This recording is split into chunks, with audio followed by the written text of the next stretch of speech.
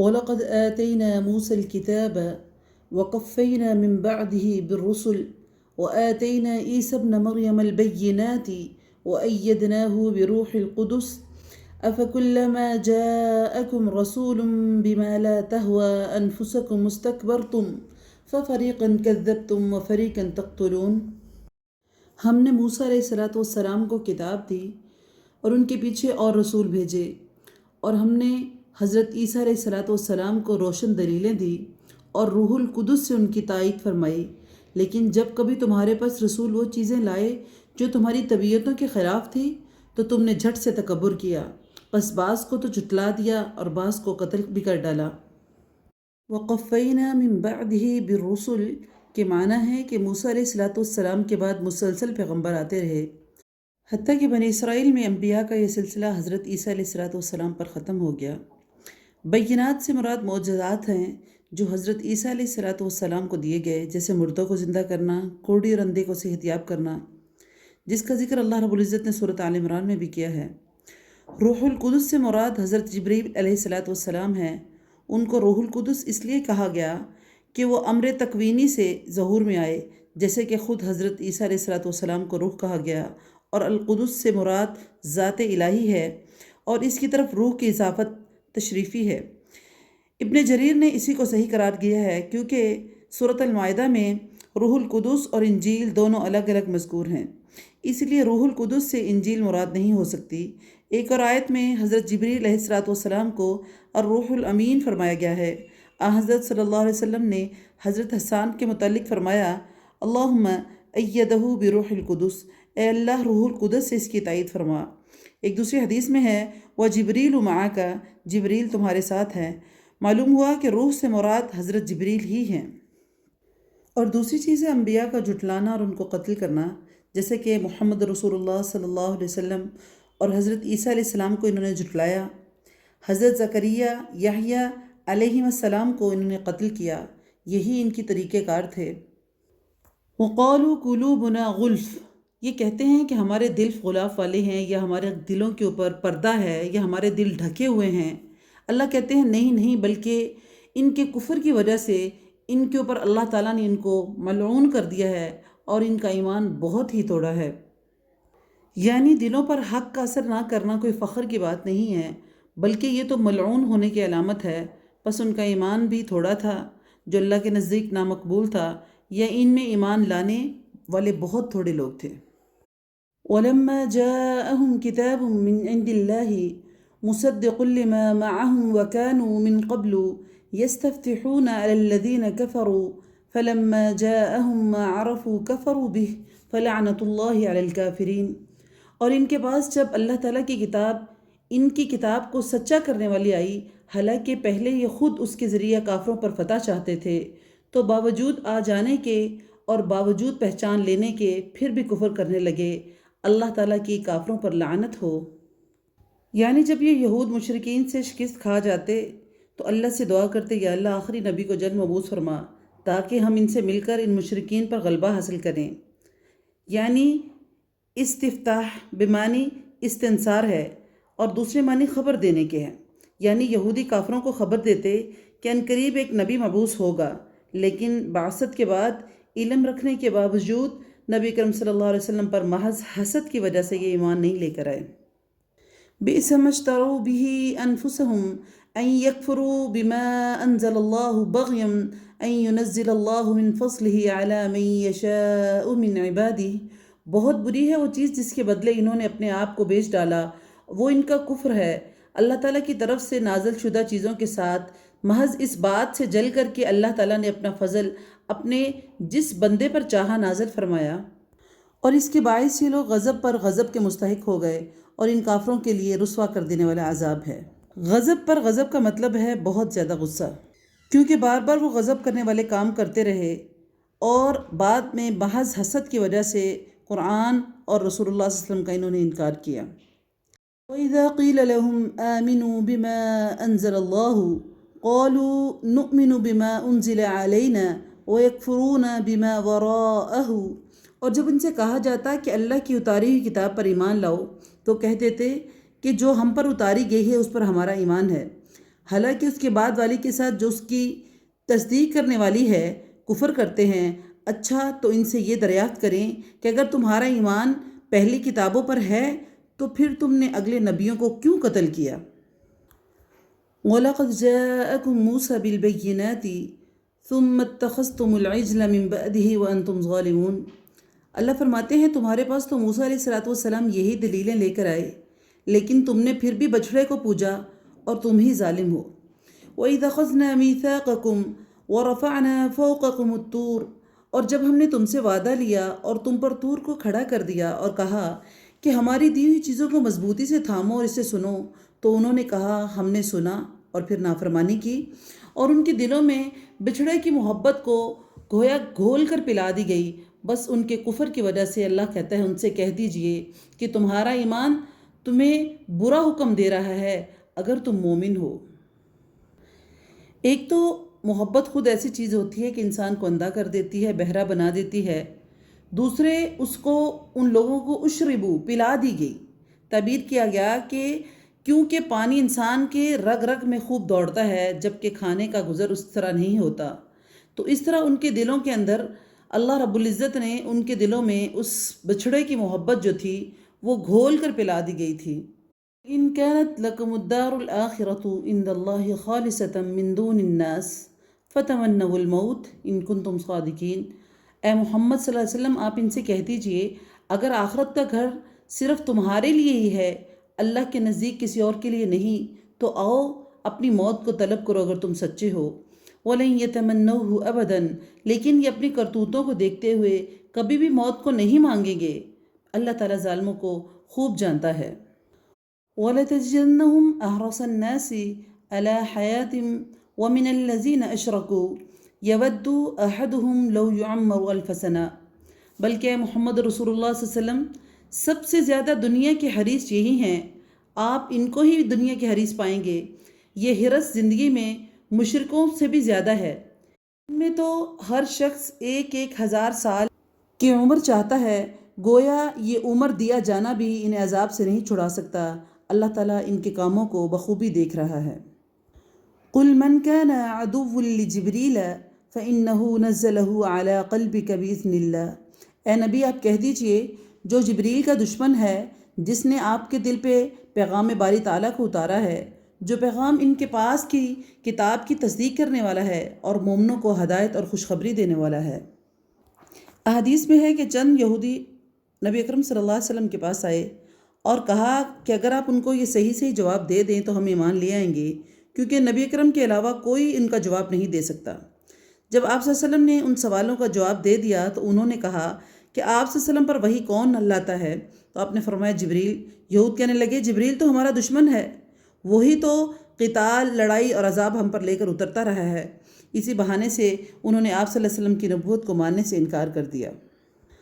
من كان عدوا لله وملائكته ورسله وجبريل وميكال فإن الله عدو للكافرين، تو اللہ بھی اس کا دشمن ہے، یعنی کہ جو شخص اللہ کا، اس کے فرشتوں کا، اس کے رسولوں کا اور جبریل کا اور میکائیل کا دشمن ہے، ایسے کافروں کا اللہ تعالیٰ بھی خود دشمن ہے۔ کیونکہ یہود کہا کرتے تھے کہ میکائیل ہمارے دوست ہیں، اللہ تعالیٰ نے فرمایا یہ سب میرے مقبول بندے ہیں، ان میں سے کوئی ایک کا بھی کوئی دشمن ہوگا تو وہ سب کا ہی دشمن ہے۔ تو یعنی یہ ان کی عادتیں تھیں کہ بعض چیزوں پر ایمان لانا، بعض چیزوں کو چھوڑ دینا، بعض فرشتوں کو ماننا، بعض فرشتوں کو نہ ماننا۔ تو اللہ رب العزت نے فرمایا جو کسی ایک چیز کا انکار کرتا ہے گویا وہ دوسری چیز کا بھی انکار کر رہا ہے، تو اس لیے ان کے یہ جھوٹے بہانے اللہ کے ہاں مقبول نہیں تھے۔ وَلَقَدْ أَنزَلْنَا إِلَيْكَ آيَاتٍ بَيِّنَاتٍ، اور یقیناً ہم نے آپ کی طرف روشن دلیلیں بھیجی ہیں جن کا انکار سوائے بدکاروں کے کوئی بھی نہیں کرتا۔ أَوَكُلَّمَا أَحَدُوا عَهْدًا نَبَذَهُ فَرِيقٌ مِّنْهُمْ، اور یہ لوگ جب کوئی عہد کرتے ہیں تو ان کی ایک نہ ایک جماعت اسے توڑ دیتی ہے، بلکہ ان میں سے اکثر ایمان سے خالی ہیں۔ وَلَمَّا جَاءَهُمْ رَسُولٌ مِّنْ عِندِ اللَّهِ، اور جب کبھی ان کے پاس اللہ کا کوئی رسول ان کی کتاب کی تصدیق کرنے والا آیا ہے، ان اہل کتاب کا ایک فرقے نے اللہ کی کتاب کو اس کے پیٹھ کے پیچھے ڈال دیا، گویا کہ یہ اسے جانتے ہی نہیں ہیں۔ یعنی اللہ کی کتاب کو اس طرح پس پش پھینک دیتے تھے اور اس کو اگنور کرتے تھے کہ گویا کہ ان کو پتہ ہی نہیں یہ اللہ کی کتاب ہے۔ اس حد تک یہ اہانت کرتے تھے۔ اسی لیے اللہ رب العزت کہہ رہے ہیں کہ ہم نے آپ صلی اللہ علیہ وسلم کو بھی بہت سی آیات بینات عطا کی ہیں جن کو دیکھ کر یہود کو ایمان تو لے آنا چاہیے، لیکن جیسے کہ ان کے پاس پہلے بھی اللہ کی کتابیں آئیں، اللہ کے رسول آئے، اللہ کے فرشتے آئے اور بہت ساری بینات آئی، لیکن یہ ایمان لے کر نہیں آئے، اسی طرح وہی حال انہوں نے محمد رسول اللہ صلی اللہ علیہ وسلم کے ساتھ بھی کیا۔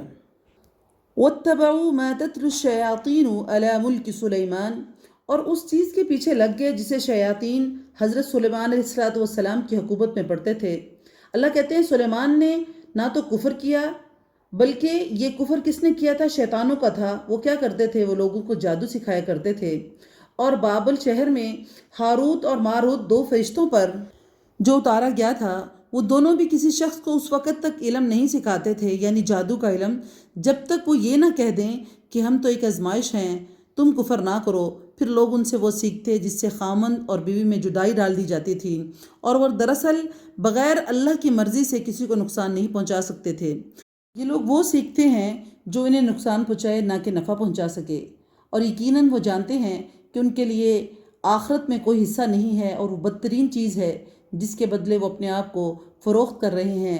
کاش کہ یہ جانتے ہوتے۔ ہاروت ماروت کے بارے میں اسرائیلی روایات کی بھرمار ہے، لیکن کسی صحیح روایت سے اس کا کوئی حوالہ نہیں ملتا۔ قرآن نے اس واقعے کو خود ہی اختصار کے ساتھ بیان کر دیا ہے جتنا کو ضروری معلوم ہوتا تھا۔ اللہ تعالیٰ نے بابل میں ہاروت ماروت فرشتوں پر جادو کا علم جو نازل فرمایا تھا، اس کا ذکر اللہ نے قرآن میں کیا تھا، اور اس کا مقصد بھی امام ابن کثیر فرماتے ہیں تاکہ لوگوں کو بتایا جائے کہ انبیاء علیہ السلام کے ہاتھوں پر جو معجزے ہیں وہ جادو سے مختلف ہیں، اور جادو یہ ہے جس کا علم اللہ کی طرف سے عطا کیا گیا ہے، اور اس دور میں جادو عام ہونے کی وجہ سے لوگ انبیاء کو بھی نعوذ باللہ جادوگر کہتے تھے۔ اس مغالطے سے لوگوں کو بچانے کے لیے اور بطور امتحان اللہ رب العزت نے فرشتوں کو نازل کیا تاکہ لوگوں کو پتہ چل سکے کہ جادو اور چیز ہے اور اللہ رب العزت کے اپنے انبیاء کو دیے ہوئے معجزات اور چیز ہیں۔ اور دوسری چیز بنی اسرائیل کی جو اخلاقی طور پر گرے ہونے کی نشاندہی کی ہے کہ بنی اسرائیل کس طرح جادو سیکھنے کے لیے فرشتوں کے پیچھے پڑے، اور وہ ایسا جادو سیکھ رہے تھے جس کا مقصد لوگوں کے گھروں کو جاڑنا، میاں بیوی کے درمیان نفرت کی دیواریں کھڑی کرنا، یعنی ان کی یہ اخلاقی طور پر پست ہونے کی نشانی تھی کہ وہ ان گھٹیا چیزوں میں پڑے ہوئے تھے۔ وَلَوْ أَنَّهُمْ آمَنُوا وَاتَّقَوْا لَمَثُوبَةٌ مِّنْ عِندِ اللَّهِ خَيْرٌ، اور اگر یہ لوگ صاحب ایمان متقی بن جاتے تو اللہ کی طرف سے بہترین ثواب انہیں ملتا اگر یہ جانتے۔ یا ایھا الذین آمنوا لا تقولوا راعنا وقولوا انظرنا، اے ایمان والو تم نبی اکرم محمد صلی اللہ علیہ وسلم کو راعنا نہ کہا کرو بلکہ انظرنا کہو، یعنی ہماری طرف دیکھیے اور سنتے رہیے، اور کافروں کے لیے دردناک عذاب ہے۔ ما یود الذین کفروا من اہل الکتاب ولا المشرکین ان ينزل علیکم من خیر من ربکم، نہ تو اہل کتاب کے کافر اور نہ ہی مشرکین چاہتے ہیں کہ تم پر تمہارے رب کی طرف سے کوئی بھلائی نازل ہو، یہ ان کے حسد کی وجہ سے ہے۔ اللہ تعالیٰ جسے چاہے اپنی رحمت اور خصوصیت کو عطا فرمائے، اللہ بڑے فضل والا ہے۔ ما ننسخ من آیت او ننسها نأتی بخیر منها او مثلها، اللہ فرماتے ہیں جس آیت کو ہم منسوخ کر دیں یا بھلا دیں تو اس سے بہتر یا اس جیسی اور لے کر آتے ہیں۔ کیا تو نہیں جانتا کہ اللہ تعالیٰ ہر چیز کے اوپر قادر ہے؟ الم تعلم ان اللہ لہ ملک السماوات والارض، کہ تمہیں علم نہیں ہے کہ زمین آسمان کا مالک اللہ ہی ہے اور اللہ کے سوا تمہارا کوئی ولی اور مددگار نہیں ہے۔ ام تريدون ان تسألوا رسولکم کما سئل موسیٰ من قبل، کیا تم نے اپنے رسول سے بھی یہی پوچھنا چاہتے ہو جو اس سے پہلے موسیٰ علیہ السلام سے پوچھا گیا تھا؟ تو سنو، ایمان کو کفر سے بدلنے والا سیدھی راہ سے بھٹک جاتا ہے۔ وَدَّ كَثِيرٌ مِّنْ أَهْلِ الْكِتَابِ لَوْ يَرُدُّونَكُم مِّن بَعْدِ إِيمَانِكُمْ كُفَّارًا، ان اہل کتاب کے اکثر لوگ باوجود حق واضح ہو جانے کے محض حسد اور بغض کی وجہ پر تمہیں بھی ایمان سے ہٹا دینا چاہتے ہیں۔ تم بھی معاف کرو اور چھوڑو یہاں تک کہ اللہ تعالیٰ اپنا حکم لے کر آئے، یقیناً اللہ تعالیٰ ہر چیز پر قدرت رکھتا ہے۔ اور اللہ نے نبی کو کہا کہ تمہیں کیا کرنا چاہیے؟ وَأَقِيمُوا الصَّلَاةَ وَآتُوا الزَّكَاةَ، تمہیں نماز قائم کرنی چاہیے، زکوٰۃ دیتے رہنی چاہیے اور جو بھلائی کے تم اپنے لیے آگے کام بھیجو گے سب کچھ اللہ کے پاس اس کو پالو گے، بے شک اللہ تعالیٰ تمہارے اعمال کو اچھی طرح دیکھ رہا ہے۔ وقالوا لن يدخل الجنة الا من كان هودا او نصارى، یہ کہتے ہیں کہ جنت میں یہود و نصارہ کے علاوہ کوئی اور جنت میں نہیں جائے گا۔ تو اللہ فرماتے ہیں ان سے کہہ دیجئے یہ صرف ان کی آرزویں ہیں، ان سے کہو کہ اگر تم سچے ہو تو کوئی دلیل پیش کرو۔ بلا من اسلم وجہہ للہ وہو محسن، اللہ فرماتے ہیں سنو جو بھی اپنے آپ کو خلوص کے ساتھ اللہ کے سامنے جھکا دے، بے شک اللہ اس کا پورا پورا بدلہ دے گا، اس پر نہ تو کوئی خوف ہوگا، نہ اسے کوئی اداسی ہوگی اور نہ کوئی غم ہوگا۔ وقالت الیہود لیست النصارى علی شیء، یہودی کہتے ہیں نصرانی حق پر نہیں ہیں، اور نصرانی کہتے ہیں کہ یہودی حق پر نہیں ہے، حالانکہ یہ سب لوگ تورات پڑھتے ہیں۔ اسی طرح انہی جیسی بات پر بے علم بھی کہتے ہیں، قیامت کے دن اللہ ان کے اس اختلاف کا فیصلہ ان کے درمیان کر دے گا۔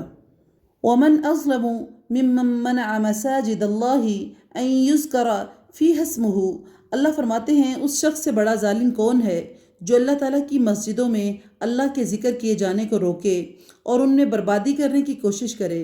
ایسے لوگوں کو خوف کھاتے ہوئے ہی اس میں جانا چاہیے، ان کے لیے دنیا میں رسوائی ہے اور آخرت میں بہت بڑا عذاب ہے۔ مفسرین کے یہاں دو رائے ہیں۔ ایک رائے یہ ہے کہ اس سے مراد عیسائی ہے جنہوں نے بادشاہ روم کے ساتھ مل کر بیت المقدس میں یہودیوں کو نماز پڑھنے سے روکا اور اس کی تخریب کاری میں حصہ لیا۔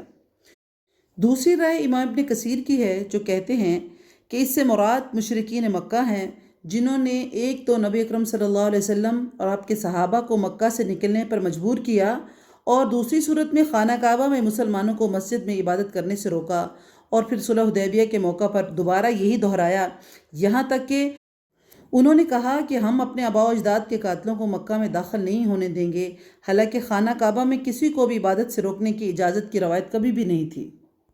وَلِلَّهِ الْمَشْرِقُ وَالْمَغْرِبُ فَأَيْنَمَا تُوَلُّوا فَثَمَّ وَجْهُ اللَّهِ، اور مشرق اور مغرب کا مالک اللہ ہی ہے، تم جدھر بھی منہ کرو ادھر ہی اللہ کا منہ ہے، اللہ تعالیٰ کشادگی اور وسعت والا ہے اور بڑے علم والا ہے۔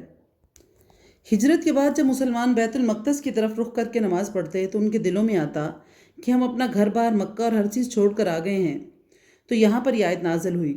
بس کہتے ہیں یہ آیت اس وقت نازل ہوئی جب بیت المقدس سے پھر خانہ کعبہ کی طرف رخ کرنے کا حکم ہوا تو یہودیوں نے طرح طرح کی باتیں بنائیں۔ بعض کے نزدیک اس کے نزول کا سبب سفر میں سواری یا نفل نماز پڑھنے کی اجازت ہے کہ سواری کا منہ کدھر بھی ہو نماز پڑھ سکتے ہیں۔ کبھی چند اسباب جمع ہو جاتے ہیں اور ان سب کے حکم کے لیے ایک ہی آیت ہو جاتی ہے، تو یعنی کہ مسلمانوں کی دل کی تسلی کے لیے، اور اس کے بعد خانہ کعبہ کے تحویل کے لیے، تحویل کعبہ کے لیے، اور تیسری چیز کہ جب رسول اللہ صلی اللہ علیہ وسلم کو کفار نے یہ باتیں کی کہ مسلمان کبھی ادھر منہ کر کے نماز پڑھتے ہیں، یعنی کبھی بیت المقدس کی طرف منہ کر کے نماز پڑھتے ہیں اور کبھی بیت اللہ کی طرف، تو اللہ رب العزت نے اس کی وضاحت کی کہ مشرق ہو یا مغرب سب کا مالک اللہ ہی ہے، تم جدھر بھی منہ کر لو گے اللہ کی رضامندی کو پالو گے۔ وَقَالُوا اتَّخَذَ اللَّهُ وَلَدًا سُبْحَانَهُ، یہ کہتے ہیں کہ اللہ کی اولاد ہے، نہیں بلکہ وہ پاک ہے، زمین اور آسمان کی تمام مخلوق اس کی ملکیت میں ہے اور ہر ایک اس کا فرما بردار ہے۔ بدیع السماوات والارض، وہ زمین اور آسمان کا پیدا کرنے والا ہے، وہ جس کو چاہتا ہے، بدیع کہتے ہیں ابتدا سے پیدا کرنا، یعنی شروع سے، یہ نہیں کہ زمین آسمان کو، جب زمین آسمان کا سٹارٹ ہوا کہ وہ زمین آسمان کا ابتدا سے پیدا کرنے والا ہے، وہ جس کام کو کرنا چاہے صرف اتنا کہہ دیتا ہے کن ہو جا فیکون، پس وہ ہو جاتا ہے۔ وقال الذین لا يعلمون لولا یکلمنا اللہ، اور اسی طرح بے علم لوگوں نے بھی کہا کہ خود اللہ تعالیٰ ہم سے باتیں کیوں نہیں کرتا، یا ہمارے پاس کوئی نشانی کیوں نہیں آتی۔ اسی طرح ایسی ہی بات ان کے اگلوں نے بھی کہی تھی، اور ان کے دل ایک جیسے ہیں، ہم نے یقین والوں کے لیے نشانیاں پیدا کر دی ہیں۔ اس سے مراد مشرکین عرب ہیں جنہوں نے یہودیوں کی طرح مطالبہ کیا کہ اللہ تعالیٰ ہم سے براہ راست گفتگو کیوں نہیں کرتے، یا کوئی نشانی بڑی کیوں نہیں دکھا دیتے جسے دیکھ کر ہم مسلمان ہو جائیں۔ تو یہ ویسی ہی باتیں ہیں جس طرح پہلے مشرکین یا کافر کیا کرتے تھے، وہی بات انہوں نے کی۔ اللہ رب العزت کہتے ہیں اِنَّا أَرْسَلْنَاكَ بِالْحَقِّ بَشِيرًا وَنَذِيرًا، کہ ہم نے آپ کو حق کے ساتھ خوشخبری دینے والا اور ڈرانے والا بنا کر بھیجا ہے، اور جہنمیوں کے بارے میں آپ سے کوئی سوال نہیں ہوگا۔ وَلَن تَرْضَىٰ عَنْكَ الْيَهُودُ وَلَا النَّصَارَىٰ حَتَّىٰ تَتَّبِعَ مِلَّتَهُمْ۔ اللہ کہتے ہیں اے محمد، آپ سے یہود و نصارہ ہرگز راضی نہیں ہوں گے جب تک آپ ان کے مذہب کے تابع نہ ہو جائیں۔ قل کہہ دیجئے ان ہدی اللہ هو الہدی، کہ اللہ کی ہدایت ہی ہدایت ہے، اور اگر آپ نے باوجود اپنے پاس علم آ جانے کے ان کی خواہشوں کی پیروی کی تو اللہ کے پاس آپ کا نہ تو کوئی ولی ہوگا نہ ہی کوئی مددگار ہوگا۔ یعنی اللہ محمد رسول اللہ صلی اللہ علیہ وسلم کو بھی کہہ رہے ہیں کہ اے محمد، اگر حق پتہ لگنے کے بعد بھی، آپ کے پاس حق کا علم آ جانے کے باوجود بھی اگر آپ نے ان کافروں کی خواہشوں کی پیروی کی تو پھر اللہ کے پاس آپ کا کوئی دوست اور مددگار نہیں ہوگا۔ یعنی کفار، اہل بدعت اور گمراہوں کی خوشی کے لیے وہ کوئی ایسا کام نہ کرے جس میں دین میں کوئی غلو آ جائے، دین میں کوئی چینجنگ آ جائے۔ الذین آتیناہم الکتاب یتلونہ حق تلاوتہ، جنہیں ہم نے کتاب دی ہے وہ اسے پڑھنے کے حق کے ساتھ پڑھتے ہیں، یعنی جس طرح اس کے پڑھنے کا حق ہے، وہ اس کتاب پر بھی ایمان رکھتے ہیں، اور جو اس کے ساتھ کفر کرے وہ نقصان کرنے والا ہے۔ یا بنی اسرائیل اذکروا نعمتی التی انعمت علیکم، اے اولاد یعقوب، میں نے جو نعمتیں تم پر انعام کی ہیں انہیں یاد کرو، اور میں نے تو تمہیں تمام جہانوں پر فضیلت دے رکھی تھی۔ واتقوا یوما لا تجزی نفس عن نفس شیئا، اور اس دن سے ڈرو جس دن کوئی نفس کسی نفس کو کچھ فائدہ نہیں پہنچا سکے گا، اور نہ کسی شخص سے فدیہ قبول کیا جائے گا، نہ اس کی کوئی شفاعت اس کو نفع دے گی، اور نہ ہی ان کی مدد کی جائے گی۔ وَإِذِ ابْتَلَىٰ إِبْرَاهِيمَ رَبُّهُ بِكَلِمَاتٍ فَأَتَمَّهُنَّ، اور جب ابراہیم علیہ السلام کو ان کے رب نے کئی باتوں سے آزمایا تو انہوں نے سب کو پورا کر دیا۔ تو اللہ تعالیٰ نے فرمایا کہ میں تمہیں تمام لوگوں کا امام بنا دوں گا۔ عرض کرنے لگے اے اللہ میری اولاد کو، فرمایا میرا وعدہ ظالموں سے نہیں ہے۔ یعنی یہاں اللہ رب العزت حضرت ابراہیم علیہ السلام کو بھی یہ جواب دے رہے ہیں کہ اگر تمہاری اولاد میں سے کوئی نیک ہوگا تو اس کے لیے ہدایت ہے، اگر وہ ظالموں میں سے ہوگا تو اللہ کا وعدہ ظالموں کے لیے نہیں ہو سکتا۔ وَإِذْ جَعَلْنَا الْبَيْتَ مَثَابَةً لِلنَّاسِ وَأَمْنًا، اور ہم نے بیت اللہ کو لوگوں کے لیے ثواب اور امن و امان کی جگہ بنایا ہے، اور تم مقام ابراہیم کو مصلی مقرر کر لو، اور ہم نے ابراہیم علیہ السلام اور اسماعیل علیہ السلام سے وعدہ کر لیا کہ تم میرے گھر کو طواف کرنے والوں کے لیے، اعتکاف کرنے والوں کے لیے اور رکوع اور سجدہ کرنے والوں کے لیے پاک صاف رکھو۔ وَإِذْ قَالَ إِبْرَاهِيمُ رَبِّ اجْعَلْ هَٰذَا بَلَدًا آمِنًا، اور جب ابراہیم علیہ السلام نے دعا کیا میرے پروردگار تو اس جگہ کو امن والا شہر بنا، یہاں کے باشندوں کو جو اللہ پر اور قیامت کے دن پر ایمان رکھنے والے ہوں ان کو پھلوں کی روزیاں دینا۔ اللہ تعالیٰ نے فرمایا میں کافروں کو بھی فائدہ دوں گا لیکن تھوڑا، پھر انہیں آگ کے عذاب کی طرف بے بس کر دوں گا، اور یہ پہنچنے کی بہت بری جگہ ہے۔ وَإِذْ يَرْفَعُ إِبْرَاهِيمُ الْقَوَاعِدَ مِنَ الْبَيْتِ وَإِسْمَاعِيلُ، ابراہیم علیہ السلام اور اسماعیل علیہ السلام کعبہ کی بنیادیں اور دیواریں جب اٹھاتے جاتے تھے تو کہتے جا رہے تھے کہ اے ہمارے پروردگار، تو ہم سے اس کو قبول فرما، تو ہی سننے والا اور جاننے والا ہے۔ ربنا وجعلنا مسلمین لک ومن ذریتنا امۃ مسلمۃ لک، اے ہمارے پروردگار ہمیں اپنا فرما بردار بنا لے، ہماری اولاد میں سے بھی ایک جماعت کو اپنی اطاعت گزار رکھ، اور ہمیں اپنی عبادت سکھا، ہمیں توبہ ہماری قبول فرما، اور تو توبہ قبول فرمانے والا اور رحم کرنے والا ہے۔ اور آگے دعا کی کہ ربنا وابعث فیہم رسولا منہم، اے ہمارے پروردگار ان میں سے انہی کے اندر سے ایک رسول بھیج جو ان کے پاس تیری آیتیں پڑھے اور انہیں کتاب اور حکمت سکھائے اور انہیں پاک کرے، یقیناً تو غلبہ والا ہے اور حکمت والا ہے۔ یہ ساری وہ دعائیں تھیں جو حضرت ابراہیم علیہ السلام اور حضرت اسماعیل علیہ السلام اللہ کے گھر کو بناتے ہوئے، جس کا اللہ نے حکم دیا تھا کہ میرے گھر کو بناؤ، اس کی دیواریں اٹھا رہے تھے، اس کی بنیادیں بنا رہے تھے، اس وقت ساتھ ساتھ اللہ سے یہ دعائیں کر رہے تھے کہ اللہ اس کے رہنے والوں کو رزق دینا، اللہ ان کے اوپر ایسا رسول بھیجنا جو انہی کے اندر میں سے ہو اور ان کو جو ہدایت کی طرف رہنمائی کرے، اور دعا کر رہے تھے کہ اللہ یہ جو ہم عمل کر رہے ہیں اس کو تو قبول فرما۔ یعنی سب سے پہلی اور سب سے آخری امپورٹنٹ بات یہی ہے کہ کسی عمل کے کرنے کے بعد اس کی قبولیت کی دعا کرنا اور عمل کو ایسے طریقے سے کرنا جو اللہ کے ہاں مقبول ہو جائے۔ اللہ سے دعا ہے کہ اللہ ہمیں ایسے ہی عمل کرنے کی توفیق عطا فرمائے۔ وَمَن يَرْغَبُ عَن مِلَّةِ إِبْرَاهِيمَ إِلَّا مَن سَفِهَ نَفْسَهُ، دین ابراہیم سے وہی بیوقوفی کرے گا جو محض بیوقوف ہو۔ ہم نے تو اسے دنیا میں بھی چن لیا تھا اور آخرت میں بھی ابراہیم علیہ السلام جو تھے وہ نیکوکاروں میں سے ہیں۔ وَإِذْ قَالَ لَهُ رَبُّهُ أَسْلِمْ، جب کبھی بھی ان کے رب نے کہا، کنہیں؟ حضرت ابراہیم علیہ السلام کو اللہ نے جب کبھی بھی انہیں کہا کہ فرما بردار ہو جاؤ، انہوں نے کہا کہ میں رب العالمین کی میں نے فرما برداری کی۔ وَوَصَّى بِهَا إِبْرَاهِيمُ بِبَنِيهِ وَيَعْقُوبُ، اور اسی کی وصیت ابراہیم اور یعقوب علیہ السلام نے اپنی اولاد کو کی کہ ہمارے بچوں، اللہ تعالیٰ نے تمہارے لیے اس دین کو پسند فرما لیا ہے، خبردار اگر تم مرنا تو اس حالت میں ہی ہونا کہ تم مسلمان ہو۔ ام کنتم شہداء اذ حضر یعقوب الموت، اللہ فرماتے ہیں کہ کیا تم حضرت یعقوب علیہ السلام کے انتقال کے وقت تم موجود تھے جب انہوں نے اپنی اولاد سے کہا تھا کہ میرے بعد تم کس کی عبادت کرو گے؟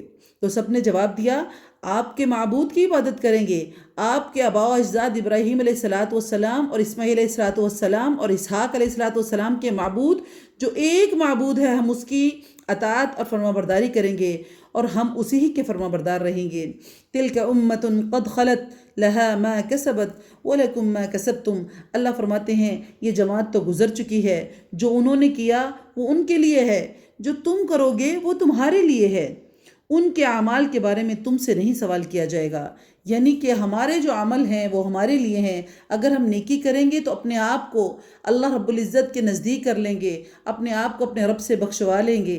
لیکن اگر ہم یہ سمجھیں کہ ہم کچھ بھی نہیں کریں، کسی نبی کے صدقے، کسی ولی کے صدقے، بغیر عمل کیے ہم جنت میں چلے جائیں گے، تو یہ ہماری بھول ہے۔ ہمیں عمل ضرور کرنا پڑے گا کیونکہ ان کے عمل ان کے لیے ہے، ہمارے عمل جو ہیں وہ ہمارے لیے ہیں۔ وَقَالُوا كُونُوا هُودًا أَوْ نَصَارَىٰ تَهْتَدُوا، یہ کہتے ہیں کہ یہودی اور عیسائی بن جاؤ تو ہدایت پاؤ گے۔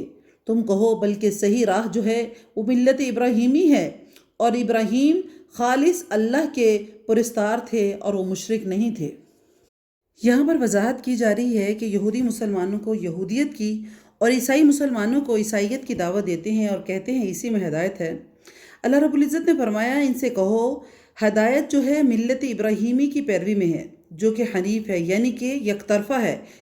اور ابراہیم علیہ السلام نہ تو یہودی تھے نہ عیسائی تھے، یعنی کہ دونوں میں شرک کی آمیزش موجود ہے، اس لیے اللہ رب العزت نے دونوں کی تردید کر دی۔ اللہ نے کہا نہ وہ مشرک تھے نہ وہ یہودی اور عیسائی تھے، بلکہ وہ کون تھے؟ حنیفاً، یکسو، اللہ کی طرف رجوع کرنے والے تھے۔ قولوا آمنا بالله وما أنزل إلينا وما أنزل إلى إبراهيم وإسماعيل وإسحاق ويعقوب والأسباط وما أوتي موسى وعيسى وما أوتي النبيون من ربهم، اے مسلمانوں تم سب کہو کہ ہم اللہ پر ایمان لائے اور اس چیز پر بھی جو ہماری طرف اتاری گئی، اور وہ اس چیز پر بھی جو ابراہیم، اسماعیل، اسحاق، یعقوب علیہم السلام پر اور ان کی اولاد پر اتاری گئی، اور جو کچھ اللہ کی جانب سے موسیٰ اور عیسیٰ علیہم السلام اور دوسرے انبیاء اکرام پر اتاری گئی، ہم ان میں سے کسی کے درمیان فرق نہیں کرتے اور ہم اللہ کے فرما بردار ہیں۔ یعنی یہ ایمان یہ ہے کہ تمام انبیاء علیہم السلام کو اللہ تعالیٰ کی طرف سے جو کچھ بھی ملا یا نازل ہوا ہم اس پر سب پر ایمان لے کر آئے، کسی بھی کتاب یا رسول کا انکار نہ کیا جائے۔ کسی ایک کتاب یا نبی کو ماننا اور کسی ایک کتاب یا نبی کو نہ ماننا کہ انبیاء کے درمیان تفریق ہے جس کو اسلام نے جائز نہیں رکھا۔ البتہ عمل اب صرف قرآن حکیم پر ہی ہوگا، پچھلی لکھی ہوئی کتابوں پر نہیں، کیونکہ وہ اب اصلی حالت میں موجود نہیں ہیں بلکہ وہ تحریف ہو چکی ہیں، اور دوسرے قرآن نے ان سب کو منسوخ بھی کر دیا ہے۔ فَإِنْ آمَنُوا بِمِثْلِ مَا آمَنْتُمْ فَقَدِ اهْتَدَوْا، اگر وہ تم جیسا ایمان لے کر آئیں تو ہدایت پائیں گے، اور اگر وہ منہ موڑیں گے تو وہ صریح اختلاف میں ہے۔ اللہ تعالیٰ ان سے عنقریب آپ کی کفایت کرے گا اور وہ خوب سننے والا اور جاننے والا ہے۔ صحابہ کرام بھی اسی مذکورہ طریقے پر ایمان لائے تھے، اس لیے اللہ رب العزت صحابہ کرام کی مثال دیتے ہوئے کہہ رہے ہیں کہ اگر یہ کافر بھی اسی طرح ایمان لے کر آئیں جس طرح صحابہ تم پر ایمان لائے ہیں تو پھر یقیناً یہ ہدایت یافتہ ہو جائیں گے، لیکن یہ ضد میں اور اختلاف میں منہ موڑیں گے تو اے محمد آپ کو گھبرانے کی ضرورت نہیں ہے، ان کی سازشیں آپ کا کچھ نہیں بگاڑ سکتی کیونکہ اللہ تعالیٰ آپ کو کفایت کرنے والا ہے۔ چنانچہ ایسا ہی ہوا، چند سالوں میں وعدہ پورا ہوا، بنو قینقاع اور بنو نذیر کو جلا وطن کر دیا گیا، بنو قریظہ جو ہے وہ قتل کر دیے گئے۔ صبغۃ اللہ ومن احسن من اللہ صبغہ ونحن له عابدون۔ اللہ کا رنگ اختیار کرو، اللہ تعالیٰ کا رنگ سب سے اچھا رنگ ہے، اور اللہ تعالیٰ کے رنگ سے اچھا رنگ کس کا ہوگا؟ ہم تو اسی ہی کی عبادت کرنے والے ہیں۔ عیسائیوں نے ایک زر رنگ کا پانی مقرر کر رکھا ہے جو ہر عیسائی بچے کو یا ہر اس شخص کو دیا جاتا ہے جس کو عیسائی بنانا مقصود ہوتا ہے۔ ان کے نزدیک یہ بہت ضروری ہے، اس کے بغیر وہ کسی کو پاک تصور نہیں کرتے۔ اللہ تعالیٰ نے ان کی تردید فرمائی اور کہا کہ اصل رنگ تو اللہ کا رنگ ہے، اس سے بہتر کوئی رنگ نہیں ہے۔ اللہ کے رنگ سے مراد وہ دین فطرت یعنی دین اسلام ہے، جس کی طرف ہر نبی نے اپنے اپنے دور میں اپنی اپنی امتوں کو دعوت دی، اور وہ دعوت توحید تھی۔ قُلْ أَتُحَاجُّونَنَا فِي اللَّهِ وَهُوَ رَبُّنَا وَرَبُّكُمْ۔ آپ کہہ دیجئے کہ تم ہم سے اللہ کے بارے میں جھگڑتے ہو، وہ جو ہمارا رب ہے اور تمہارا رب ہے، ہمارے لیے ہمارے اعمال ہیں، تمہارے لیے تمہارے اعمال ہیں، ہم تو اسی کے لیے مخلص ہیں۔ ام تقولون ان ابراہیم واسماعیل واسحاق ویعقوب والاسباط كانوا هودا او نصارا۔ کیا تم کہتے ہو کہ ابراہیم اور اسماعیل اور اسحاق اور یعقوب علیہ السلام اور ان کی اولادیں یہودی یا نصرانی تھے؟ تو کہہ دو کیا تم زیادہ جانتے ہو یا اللہ تعالیٰ زیادہ جانتا ہے؟ اللہ کے پاس شہادت چھپانے والے سے زیادہ ظالم اور کون ہے، اور اللہ تمہارے تمام کاموں سے غافل نہیں ہے۔ یعنی یہود و نصارہ کہتے تھے کہ یہ انبیاء اور ان کی اولادیں جو ہیں وہ یہودی اور عیسائی تھے، جبکہ اللہ رب العزت کا قرآن اس کی نفی کر رہا ہے اور ہمیشہ کرتا آیا ہے۔ تو اللہ اس میں پوچھ رہے ہیں کہ ان سے پوچھو کہ تمہارے پاس زیادہ علم ہے یا اللہ کے پاس زیادہ علم ہے؟ تلک امت قد خلت لها ما کسبت ولکم ما کسبتم ولا تسألون عما كانوا يعملون۔ یہ امت ہے جو گزر چکی ہے، جو انہوں نے کیا ان کے لیے ان کے اعمال ہیں، اور جو تم نے کیا تمہارے لیے تمہارے اعمال ہیں، تم سے ان کے اعمال کے بارے میں کوئی سوال نہیں کیا جائے گا۔ اس آیات میں دوبارہ نیک عمل کی طرف کوشش کرنے کی اہمیت کو اجاگر کیا گیا ہے، اور بزرگوں کی طرف اس کو منسوب کرنا، اس چیزوں کا فائدے کو بالکل بے معنی قرار دیا گیا ہے، کیونکہ رسول اللہ صلی اللہ علیہ وسلم نے فرمایا جس کو اس کا عمل پیچھے چھوڑ گیا اس کا نسب اس کو آگے نہیں بڑھائے گا۔ مطلب یہ ہے کہ آپ کے اسلاف کی نیکیوں میں سے تمہیں کوئی فائدہ اور ان کے گناہوں میں سے تمہیں کوئی مواخذہ نہیں ہوگا، بلکہ ان کے عملوں کی بابت تم سے کچھ نہیں پوچھا جائے گا۔ اللہ رب العزت سورۃ فاطر میں فرماتے ہیں وَلَا تَزِرُ وَازِرَةٌ وِزْرَ أُخْرَى، کہ کوئی بندہ کسی دوسرے کا بوجھ نہیں اٹھائے گا۔ اور ایک اور جگہ فرمایا وَأَن لَيْسَ لِلْإِنسَانِ إِلَّا مَا سَعَىٰ، کہ انسان کے لیے وہی کچھ ہے جس کی اس نے کوشش کی، اس نے سعی کی۔ تو ہم جس چیز کی کوشش کریں گے وہ انشاءاللہ ہمیں ضرور ملے گا۔ رمضان کا مہینہ آنے والا ہے، بس کچھ ہی دیر میں سٹارٹ ہو جانا ہے۔ اللہ رب العزت سے دعا ہے کہ اللہ تعالیٰ قرآن کو اور رمضان کو ہمارے لیے باعث برکت بنا دے، اور اس قرآن کو ہمارا اوڑھنا بچھوڑنا بنا دے۔ اللہ تعالیٰ عمل کرنے کی توفیق عطا فرمائے۔ السلام علیکم ورحمۃ اللہ وبرکاتہ۔